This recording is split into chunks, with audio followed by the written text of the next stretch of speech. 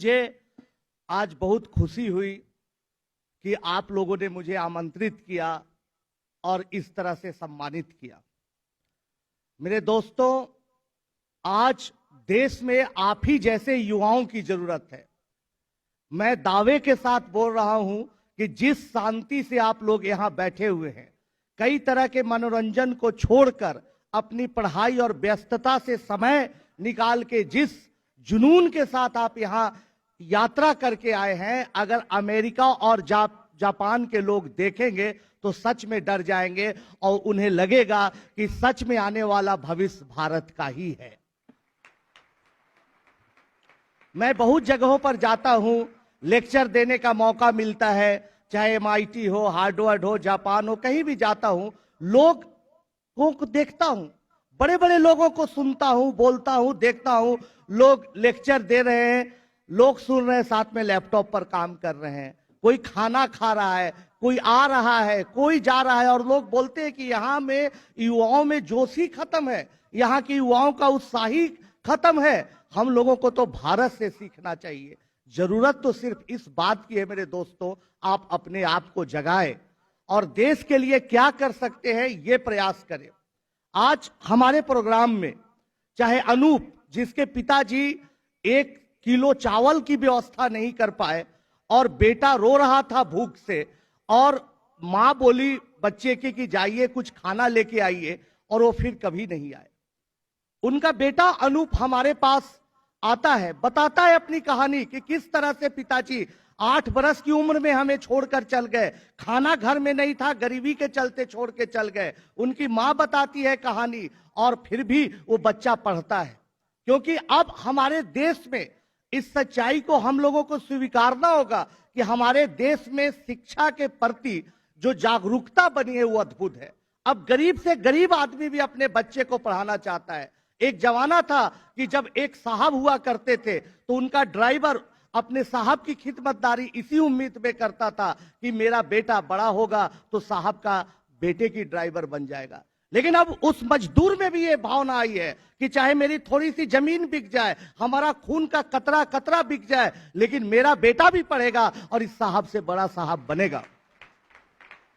पहले लोग गांव में, देहात में राजनीति करने वाले लोग वोट मांगने जाते थे, गरीब गरीब लोग आते थे बेचारे और बोलते थे बाबू नौकरी दे दा हमारे बेटा के, नौकरी लगवा दीजिए हमारे बच्चों को। लेकिन अब कभी भी कोई नेता जाता है, इस बार मैंने लोकसभा के चुनाव में देखा अपने क्षेत्रों में कि कभी भी कोई नेता गया और वोट मांगा तो लोगों में आक्रोश था कि ये स्कूल में क्या हो रहा है, यहाँ पर तो खिड़की दरवाजे नहीं है, वो भी चोरी हो गए हैं, सरकारी स्कूल में शिक्षक नहीं आ रहे, शिक्षा की व्यवस्था करो।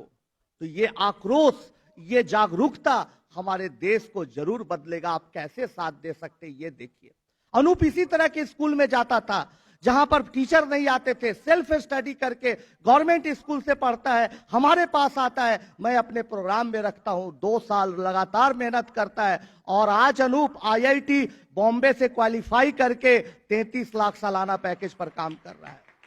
चाहे सूरत में काम करने वाले मजदूर, भुवनेश्वर का बच्चा हो, राधे श्याम, जिसकी एक आंख की रोशनी चली गई, गिर गया, आंख में लकड़ी चला गया और वो किसी काम का नहीं रहा, पिता ने डफली बनाने के लिए, भीख मांगने के लिए मजबूर कर दिया और ट्रेन में, वो चलती ट्रेन में गाना गाकर भीख मांगता था, लेकिन उसके दिल में पढ़ने की इच्छा जागृत थी। 2 साल के बजाय 4 साल मैं राधे श्याम को रखा, उसका कोई लेवल नहीं था, मैं उसको पढ़ाते गया अपने घर में साथ रख के, और आज राधे श्याम IIT रुड़की का स्टूडेंट है।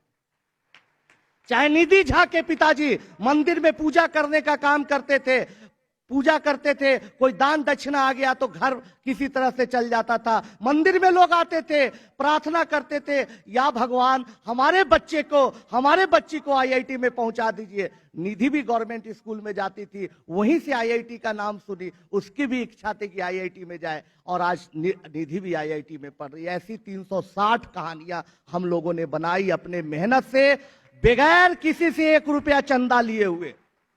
हमारे प्रोग्राम में सफलता मिली। इस प्रोग्राम के लिए हमारी माताजी खाना बनाती है, हमारी वाइफ IITian है, वो अपनी नौकरी छोड़कर बच्चों को पढ़ाती है, खाना बनाती है। मेरा भाई पूरी ताकत से इस प्रोग्राम में लगा हुआ है।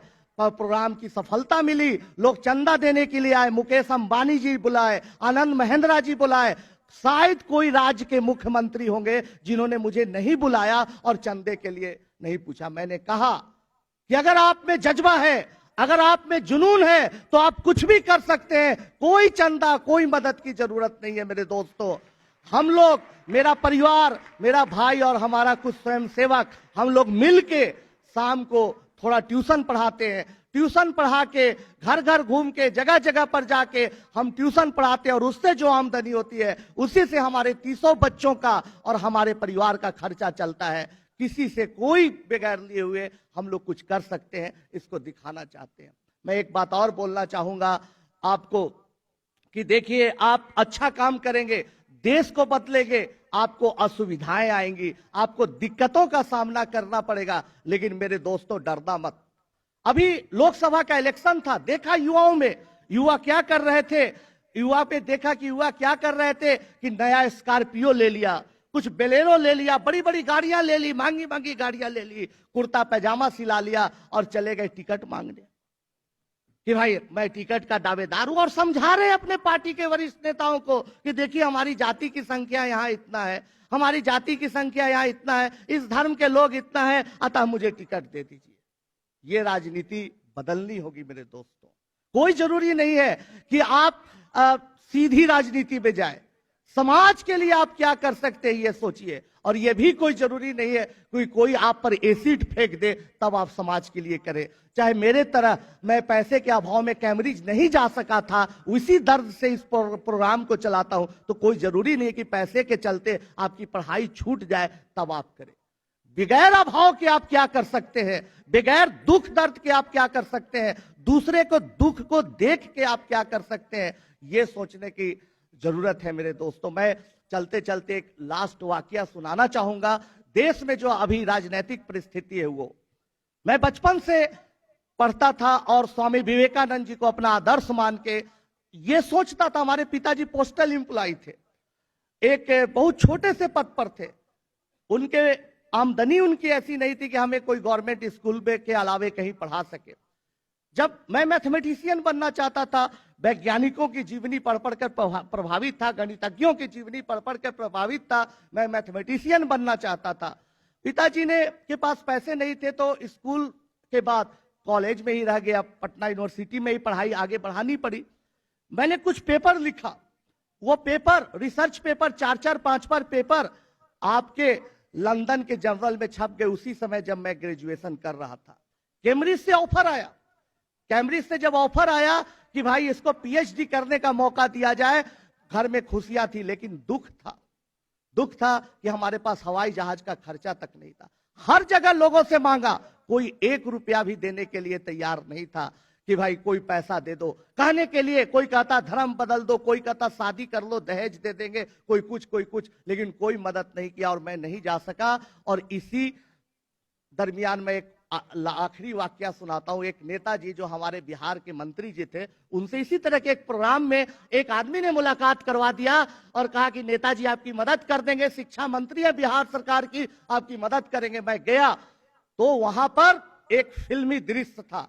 नेताजी ने बुलाया, मैं गया, देखा कि लोग बैठे हुए थे उनके रूम में 10-12 लोग और बातचीत कर रहे थे कि भाई यहाँ इतना वोट है, ऐसे है। मैंने कहा कि सर आपने बुलाया था पैसे के लिए। आज का देश का नेता कैसे बोलता है? जब मैंने बोला सर आपने बुलाया था पैसे के लिए, बोला हाँ बुलाया था पैसे के लिए, समझाने के लिए बुलाया था, पैसे के चक्कर में ना रहो, पैसे के चक्कर में रहोगे तो तुम बर्बाद हो जाएंगे, समझाने के लिए बुलाया था। हम कि भाई हम तो कैम्ब्रिज जाना था, इनसे पैसा मांगने के लिए आए थे, बोले भी थे कि हवाई जहाज का किराया देगा। हम बोले कि सर आप बोले थे, फिर हमने 10 मिनट बाद बोला कि सर आप बोले थे मुझे विदेश जाना है, फिर फिल्मी अंदाज में बोले जाओ विदेश, अच्छा काम करो, नया रिसर्च करो, लेकिन फिर वापस इसी धरती के लिए काम करने के लिए आओ, यही समझाने के लिए बुलाया था। हम कि भाई फिर ये नहीं आदमी बोल रहा है कुछ। फिर हम लास्ट में उनको एक बात बोला कि सर आप तो बोले थे कि भाई मदद करेंगे, उन्होंने कुछ मदद नहीं किया। मैं निराश बाहर जाके गेट पर चाय पी रहा था, एक चाय पीने लगा, चाय वाला बोला क्या बात है बाबू मुंह लटकाए हुए? हमने बोला ऐसी बात है। अरे तुम उस नेता के पास गए हो जो 3 महीने से उधार चाय पी रहा और मुझे पैसा नहीं दिया है। ये आज के देश के नेताओं की सच्चाई है। इससे उभरना होगा, आपको नई राजनीति करनी होगी, गांव तक जाना होगा। फेसबुक, इंटरनेट, इससे जुड़ने के साथ साथ गांवों तक जाना होगा। गांव के स्कूल की बदहाली मिटानी होगी। देखना होगा कोई बीमार है, उसको आप कैसे मदद कर सकते हैं। कोई अस्पताल में इलाज नहीं हो रहा है, उसका आप कैसे विरोध कर सकते हैं। ये करेंगे तो जरूर देश की हालात बदलेगी। सिर्फ धैर्य रखें और हमेशा सोचे, बुझी हुई समा फिर से जल सकती है, बुझी हुई समा फिर से जल सकती है। भयंकर से भयंकर तूफान हो दोस्तों, कश्ती निकल सकती है। कभी निराश ना हो, मायूस ना हो, मेहनत करते रहे, हमारे देश की तकदीर जरूर बदल सकती है।